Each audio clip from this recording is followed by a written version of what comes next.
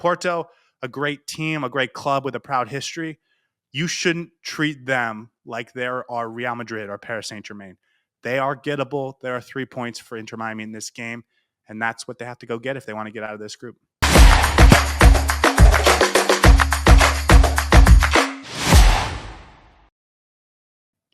Five players for FC Porto to watch in this game. Give me the 5 players that are going to make the difference. Number one, no conversation about Porto FC is complete without their big man up top, Samu Agehoa. He's strong, he's powerful, built like a tank, and he's their target man. This is a player that has scored 26 goals in all competitions last season. He is physically a beast, and he's basically the one who's going to create the goal threatening opportunities for Porto. He's their main outlet up top, and they try to put the ball into him. He holds the ball up really well for his number 10s and has an eye for a goal, as I said. This is a player that Inter Miami needs to lock down because physically he has every single attribute to destroy our backline. And especially in this matchup, Inter Miami is undersized at center back, and they aren't particularly athletic either. And so when you talk about a monster of an athlete like Samu, huge, 6'4", very thick, very strong, very powerful, and pacey, all of that stuff. He has a chance to physically dominate Inter Miami center backs. They have to bring their A game if they want any chance of slowing him down. But if there is going to be a mismatch of talents and classes and really someone that's going to just take this game over, I think it's going to be Samu for FC Porto. Yeah, absolute bully on the pitch, but no striker can create goals unless he's serviced. Who's the next person for Porto that we should be worried about? No, listen, the 18-year-old Rodrigo Mora, he is so talented, so fun to watch. He was their best player against Palmeiras. He is absolutely electric with the ball at his feet, but he's undersized. And I think that could be the thing for him in this game. Can he beat up and get around Inter Miami to create opportunities? He has the pace. He has the dribbling ability. I think this game could be on his shoulders in terms of getting them out of sticky situations, controlling the flow of the game, and ultimately being dangerous to create those so precious goals. Yeah, this is his stage, man. If he can dominate in these next 2 games, he can really break out into the global superstardom. Such a good dribbler. The ball just tends to stick to his feet. He operates really well between the lines and can play in tight places. He's also really intelligent with the rotations that he makes with Fabio Vieira, the other number 10. So it almost becomes very tricky for the Inter Miami defenders to keep track of where he is. He is probably going to cut in from that left flank, get central, and try to whip a shot out. But you have to stop him. If you can lock Rodrigo Mora down, you can cut out the service into Samu and probably completely dispel Porto's biggest goal threat. If he can shine, though, he can be the guy that takes over this game on a field with some real superstars. We talked about the 18-year-old. Now let's talk about the 37-year-old. Ivan Marcano, the veteran defender, their big man, their big captain back in the center-back position, 6'2". He was really good against Palmeiras because he was able to find the spaces to completely shut down the threat that Palmeiras' really good attackers had. And I think for Inter Miami to struggle in this game and for Porto to contain some of Inter Miami's attacking outlets, I think Marcano is going to be really important just to organize that backline and make sure he plugs the gaps in between. But he's also a really important threat on set pieces, something that Inter Miami really struggles with. Ivan Marcano in that centre-back role, if he does well, Inter Miami could struggle to score goals. But also, if you run at this centre-back 3-man partnership, you could potentially put them under trouble. Yeah, I think you mentioned the key for this game. Inter Miami, not a great set piece defensive team. And so as a guy who has a goal in him on set pieces, on corners, etc., if he can get a goal, it could be the difference between Porto going into the next round and not. I want to talk about Stefan Eustachio, though, because this is a guy we've seen a lot of here in North America. He's Canadian. He plays for the Canadian national team. Very wise, smart midfielder. Cerebral, I think, is the right word. Not overly imposing in any aspect of his game, but he does everything really well. The key for this game, though, and I know he didn't start in game one, but the key in this game, as we've just mentioned, set piece defense for Inter Miami. It is a weakness. And if he's taking those set piece opportunities from the outfield, if he can put in good balls that can create dangerous situations for Porto, that could be the difference that Porto needs in a game where physicality is going to be at an all-time high. There's going to be ultra technical players. It could be the little things like, can we make it happen on a corner? Can we make it happen on a deep free kick? That could be the difference. And Eustachio can deliver an incredible ball. Yeah, and he has two players that he can service into that we've already spoken about, Marcano and Samu. So if Estacio can actually get a good delivery in, this could be very dangerous. Porto had some really good opportunities against Palmeiras that were from set pieces. And when Eustachio is on top of them, it could be a goal threatening opportunity for Inter Miami. I will say he is also really good as a stability point in the midfield. And Porto struggled in the last game in the midfield. So for him to link the defense and the attack, if I were the coach, I might actually start him against Inter Miami. And then the last one, last man in the back, the last line of defense, Claudio Ramos. This group has been blessed with veteran goalkeepers who are just completely stealing the limelight. We've had two games in Group A. Both of the man of the matches have gone to the goalkeepers. Claudio Ramos kept Porto in the game with some beautiful saves. He had a save low down, he had a save high up as well. Is very agile. But again, he's one of those veteran defenders, not the first choice. We all know that Costa is Porto's first choice goalkeeper, but he's injured. So Ramos is going to start. And I'm worried that he's going to have another one of those man of the match performances against Inter Miami where Inter Miami struggles to score goals and he just locks us down, even if we create those opportunities. The last line of defense is very important, and Claudio Ramos showed that he's able to make those saves in high pressure situations. No, you absolutely nailed it. Veteran goalkeepers have been the name of this group, and all four have come up with some huge saves. Porto fans will have seen that from Claudio Ramos. They'll have seen that from Weverton for Palmeiras. Same thing happened in the other game. Oscar Ustadi for Inter Miami and Mohamed El Shanawi for Al Ali. Huge saves that saved their team in big moments. And the reason we all went with 0 points into this second match day is because these veteran goalkeepers came through in the clutch. He has been, considering he's the one player that wasn't locked in his position coming into this tournament just to back up to Diego Costa. He was really, really good. He needs to do that again against Lionel Messi and Luis Suarez and all the attacking options that Inter Miami has. It's a do or die game for Inter Miami. Need to bring home all 3 points. Who are the five key players for Inter Miami? Let's throw a wild card in to start, and I'm going to start with Cello Wiegand, the right back who came off the bench at halftime in Inter Miami's first game. He is maybe not the preferred choice right back for Inter Miami. I do think he's going to get the start, and the one thing we can definitely say about him, ultra tough, ultra physical. And when we're talking about Rodrigo Mora on the other side attacking, especially down that left side, he's tiny, but he's very tricky. He's very athletic. You want a guy that's going to harass him all game long, especially with some physicality. That's where Cello Wiegand comes into this game. I think if he can get into a couple shoulders into Rodrigo Mora and make it very difficult for him physically, it could be a long night for Porto. I think that's absolutely the key. It won't just be him. That it's going to be a team effort, but he is going to be the primary point in that right back spot. If he doesn't have a good game, I think Inter Miami could be in trouble. Absolutely. He was really good against Al Ali. And if he has a good performance for Inter Miami against Porto, I think Inter Miami can take all 3 points. Tell me who's next. Benjamin Kramaski. This is another wild one because he didn't start the last game as well. But I think for Inter Miami to beat this Porto side, you need somebody who can get in the faces of these Porto players, make things difficult for them physically, and just constantly stick to them, not giving them an inch of space. And who does that better than Inter Miami's golden boy, Benjamin Kramaski? I think for him to be in that midfield would allow Inter Miami to be a little bit more athletic and just push bodies a little bit closer to Porto's attackers and not give them enough inch of space and not give them breathing room to make those intricate passes that they like to do. Give me Menemin and Kramaski in that midfield, and Inter Miami will win that midfield battle. It felt like Palmeiras came with a ton of physicality and athleticism to that midfield, and it looked like it overwhelmed Porto, especially as the game went on. They became more and more conservative.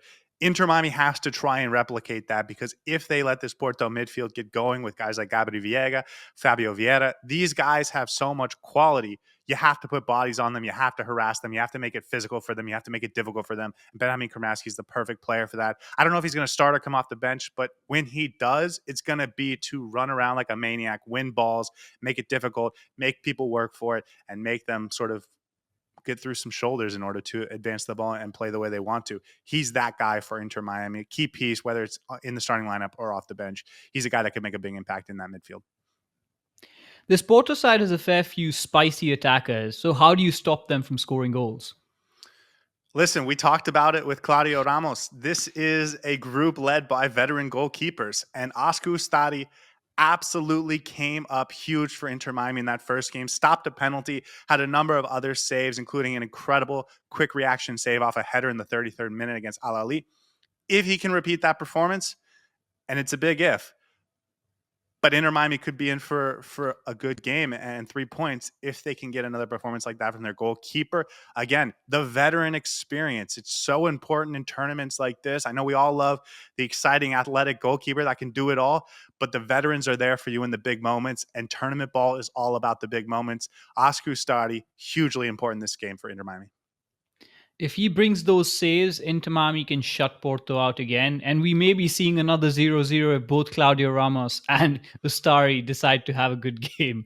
I hope Ustari does really well.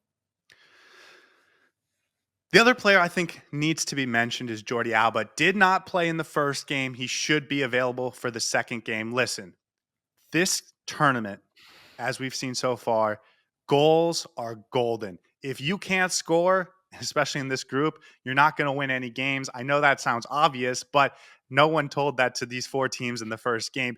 This team has to score if you're in Miami. Messi is phenomenal. But if he can't do the magic all by himself, you know what really helps? Having your perfect partner on that left wing, giving you the perfect ball in the perfect moment to put you in a position to score goals. Jordi Alba makes this team more likely to score goals. I don't care if it's against an MLS competition. I don't care if it's against Porto. I don't care if it's against PSG. They are more likely to score with this player on the field, and goals are what are going to win you this game. Jordi Alba, super important as he returns from a small injury. Yeah, goals are super important, but also that Messi Alba connection is absolutely magical. Almost everyone on the pitch can see exactly what's going to happen, but nobody can stop it from happening. When Alba's running down that left flank, he cuts the ball into Messi, and then Messi just caresses the ball into the bottom of the net. That's how you score goals. If Inter Miami can recreate some of those patterns of play, the Porto defenders are really going to have to work hard to contain them from scoring. All right, tell me about the big one. Listen, no conversation about Inter Miami's key players is complete without Lionel Messi, of course. And I think the thing we saw in the first game at the world stage in the World Cup, he is still a world class player. He was inches away from delivering this Inter Miami team 3 points in the opener, and he is going to be more dangerous in game two with a couple of his friends back from injury. This guy is itching to score goals, and I know that Porto is going to feel like they have an advantage in the midfield, an advantage defensively. But at that right wing spot, at that attacking playmaker spot, there is no one better in this group than Lionel Messi. He's the best player in this group, and if Inter Miami is going to win, it's going to be because he delivers it for them.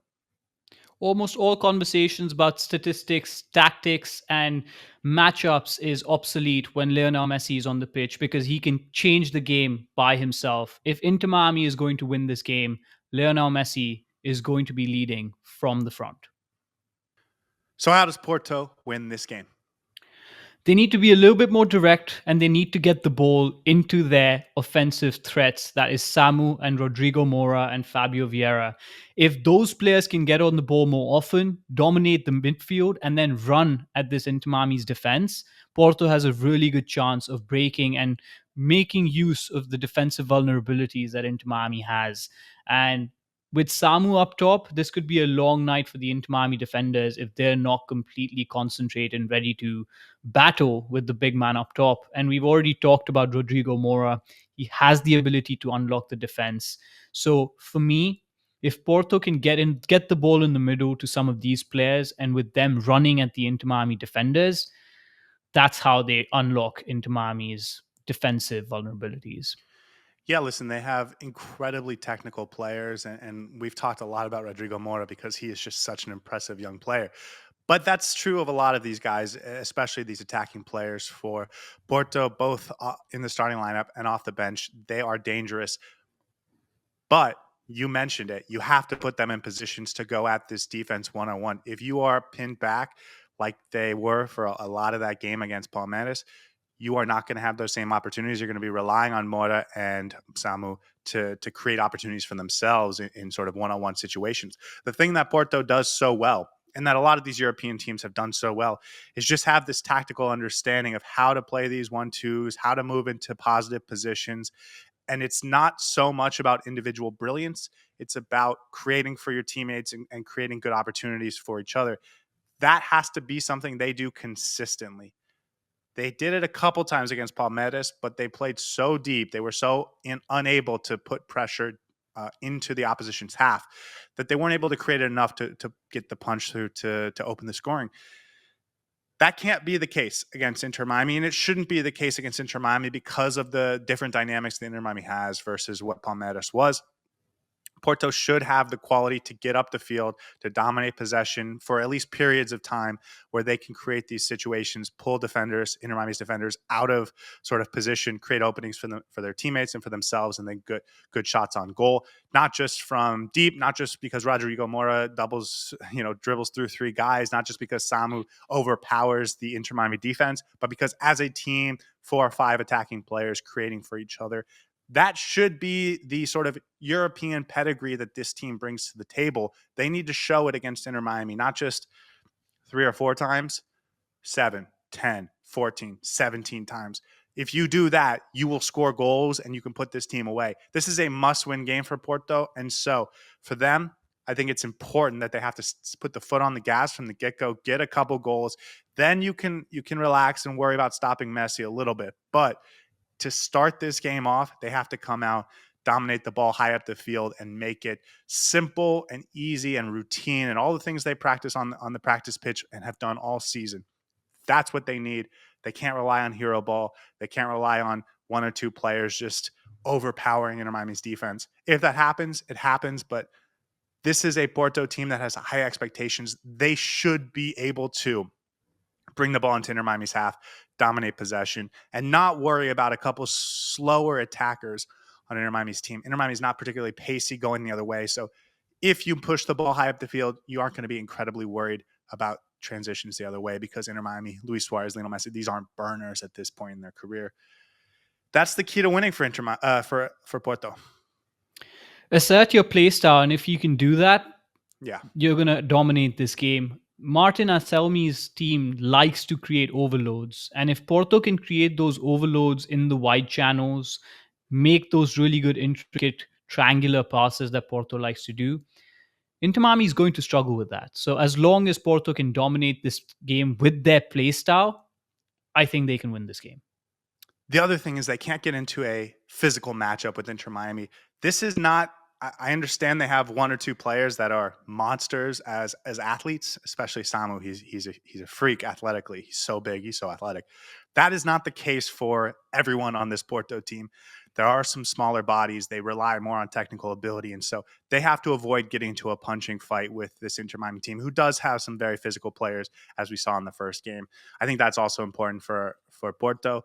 But they should feel like this is a must-win game. They should feel like they should go out and sort of win it early and then control it through the rest of the game. But they still have to go put the performance in. So how does Inter Miami beat this Porto side?